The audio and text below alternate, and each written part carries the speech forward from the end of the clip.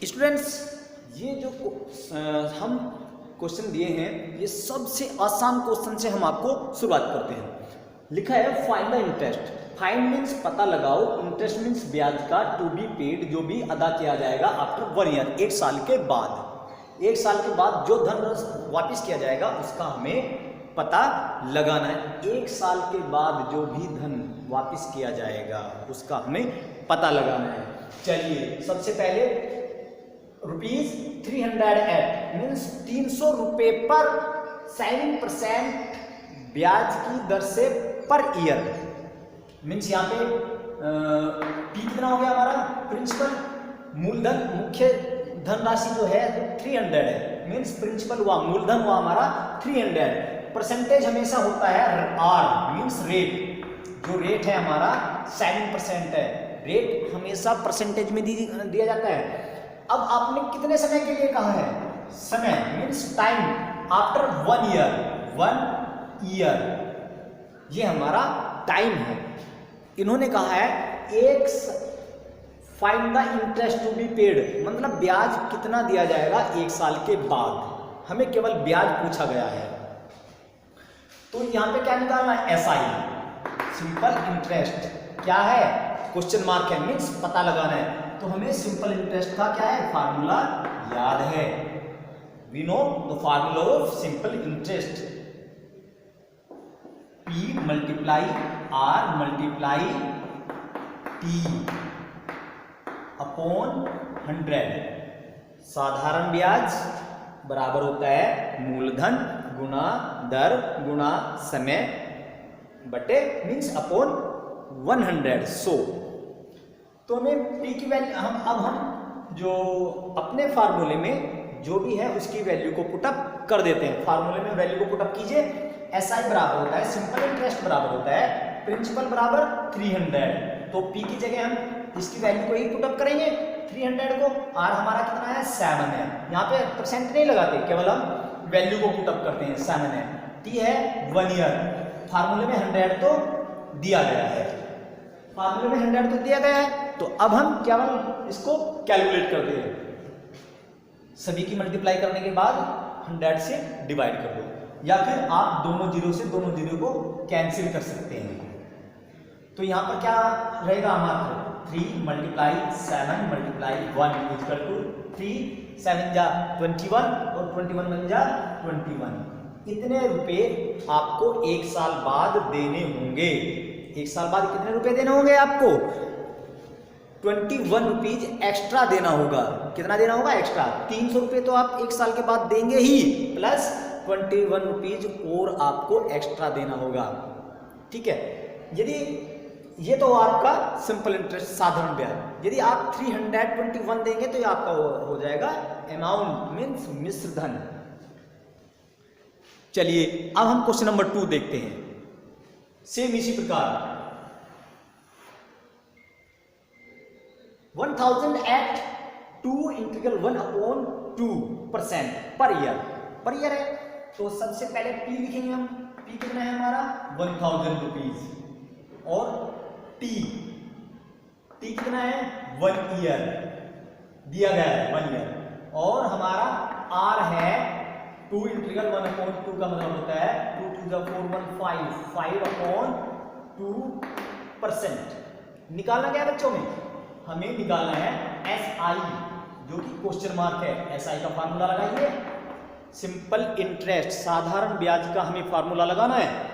साधारण ब्याज का फार्मूला होता है मूलधन गुणा दर गुणा समय अपॉन 100। मीन्स प्रिंसिपल गुणा multiply rate multiply time upon 100। अब हम इसके फार्मूले में इसकी वैल्यू को पुटअप कर देते हैं। ये क्वेश्चन हम यहाँ स्पेस हो जाएगा 3 मल्टीप्लाई 7 मल्टीप्लाई 1/21 SI बराबर हो जाएगा। अब हम यहाँ से इसको क्लीन कर देते हैं।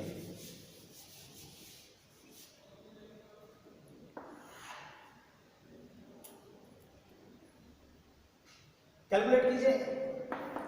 अब हमें अपनी वैल्यू को फार्मूले में पुटअप करनी है। P equal to 1000, R equal to कितना है हमारा? 5/2 5/2 मल्टीप्लाई ईयर, और यहाँ पे 100 का फार्मूला नहीं है। स्टूडेंट्स, जब रेट दिया जाए, रेट यदि फ्रैक्शन में है तो न्यूमरेटर ऊपर लिखा जाता है, डिनोमिनेटर नीचे आ जाता है। चलिए अब हम इसको सॉल्व करते हैं। 2 जीरो से 2 जीरो कैंसिल होगी, 2 जीरो है तो दोनों जीरो कैंसिल होगी। अब 2 से हमने 10 इसको 10 को डिवाइड किया, 2 5 जा 10, तो यहाँ पे क्या बचा, यहाँ आप केवल 5 मल्टीप्लाई 5 मल्टीप्लाई 1, 5 5 जा 25, 25 बन जा 25, मीन्स आपका जो सिंपल इंटरेस्ट है, जो साधारण ब्याज है, वो 25 रुपीज है। अभी 25 रुपीज कब देना होगा आपको, आफ्टर 1 ईयर देना होगा। कितने पर, 1000 पर, 1000 पर आपने कितना देना होगा, 25 रुपीज देना होगा, जबकि आपको रेट कितना लगाया है, 5.2% का लगाया हुआ है।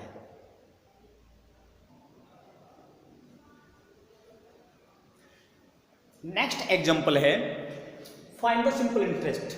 हमें सिंपल इंटरेस्ट को फाइंड करना है when P equal to 1500, T equal to 3 year, R equal to 4% per annum. हमें सबसे पहले लिखना है जो गिवन है, गिवन है हमारा P equal to 1500, T equal to 3 year और R इक्वल टू है हमारा 4%। हमें निकालना क्या है, सिंपल इंटरेस्ट निकाला है, SI निकालना है, जो हमें मालूम नहीं है। मीन्स SI का फार्मूला लिखना है P multiply R multiply T upon 100।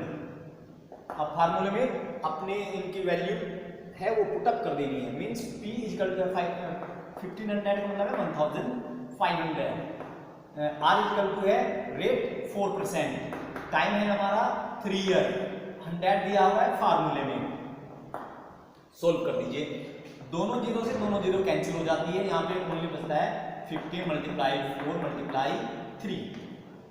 अब 15 4 जा 60, 63 जा 180 रुपीज आपका क्या हुआ, 80 यह है आपका 180 रुपीज आ गया आपका सिंपल इंटरेस्ट। वो जो भी आपको अब कितने समय के लिए देना होगा, 3 साल के बाद आपको देना होगा 180 रुपीज।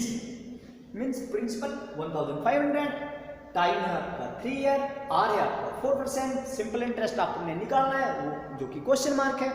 अब हमें SI निकालना, मीन्स सिंपल इंटरेस्ट, साधारण ब्याज हमें निकालना है। तो साधारण ब्याज सिंपल इंटरेस्ट का फार्मूला लगा दीजिए, जो है PRT अपॉन 100, मीन्स प्रिंसिपल मूलधन गुना समय, मीन्स रेट टाइम समय अपॉन 100। अब हमने P की जो वैल्यू थी वो हमने पुटअप कर दी फार्मूले में, P इक्वल टू 1500, तो हमने 1500 लिखा। R हमारा 4% है, हमने P की जगह क्या लिख दिया है, R की जगह क्या लिखा है, 4 लिखा है। T मीन्स टाइम 3 ईयर, तो हमने T की जगह 3 ईयर लिखा, 3 लिखा है।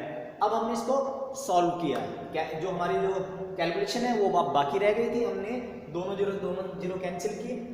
अब 15 मल्टीप्लाई 4 मल्टीप्लाई 3 को यदि हम सॉल्व करते हैं तो 15 4 60, 63 जा 180, तो 180 रुपया साधारण ब्याज निकल कर आ गया है। अब सेकंड क्वेश्चन है राजा बोरोड, तो राजा ने बोरोड किया, लिया, उधार लिया 2500 फॉर 9 मंथ्स, 2500 रुपये लिए हैं 9 महीने के लिए। फाइंड द अमाउंट, हमें अमाउंट बताना है टू बी पेड, जो अदा किया जाएगा at the rate 12% per annum, 12% वार्षिक ब्याज की दर से अदा किया जाएगा। तो यहाँ पे P बराबर 2500 और हमारा T है 9 मंथ्स, तो हम मंथ्स को क्या कर लेंगे, ईयर में चेंज कर लेंगे। यदि आप 9 मंथ को अपॉन 12 कर दें तो ये साल में बदल जाएगा। अब कोई इसको शॉर्ट कीजिए, 3 3 9 3 4 12, ये आ गया 3/4 ईयर, 3/4 ईयर हो गया। ये 9 मंथ था, ये 9 महीने थे, हमने इसको साल में बदल दिया, क्योंकि यहाँ पे पर एनम है, हमें पर एनम मीन्स हमें वार्षिक ब्याज की दर से दिया गया है, ये 9 महीने था, हमने इसको साल में बदल दिया। हमारा रह गया आर आपको दिया गया है 12%। हमें निकालना है पहले सिंपल इंटरेस्ट, जो कि आपको नहीं दिया गया है। ए भी आपको पूछा गया है, ए भी आपको पूछा गया है। आपने क्या बताना है, फाइंड द अमाउंट, अमाउंट बताना है। तो आपको दोनों चीज नहीं पता, ना तो ऐसा ही पता है, नहीं अमाउंट पता है। तो अमाउंट का फार्मूला होता है प्रिंसिपल प्लस सिंपल इंटरेस्ट। तो इसका मतलब हमें अमाउंट बताने के लिए प्रिंसिपल को तो पता है, एसआई का नहीं पता। तो क्या हम इन तीनों से एसआई फाइंड कर सकते हैं? यदि कर सकते हैं तो पहले हमें एसआई ही निकालना होगा। तो सबसे पहले हम एसआई निकालते हैं, mean simple interest. Simple interest का फार्मूला होता है principal multiply rate multiply time upon 100। अब हम इनकी वैल्यू को पुट अप कर देते हैं। प्रिंसिपल है 2500, आर है हमारा, आर कितना था 12%, और टी आपका था 3/4 ईयर। अपॉन में फार्मूले में तो 100 है ही, तो आपने क्या करना है, इसको सॉल्व कर देना है। चलिए दोनों जीरो से दोनों जीरो, 4 3 जा 12। तो आपका 25 मल्टीप्लाई 3 मल्टीप्लाई 3। अब आपने कुल कैलकुलेशन करनी है। अब 3 3 जा 9 और 25 9 जा 225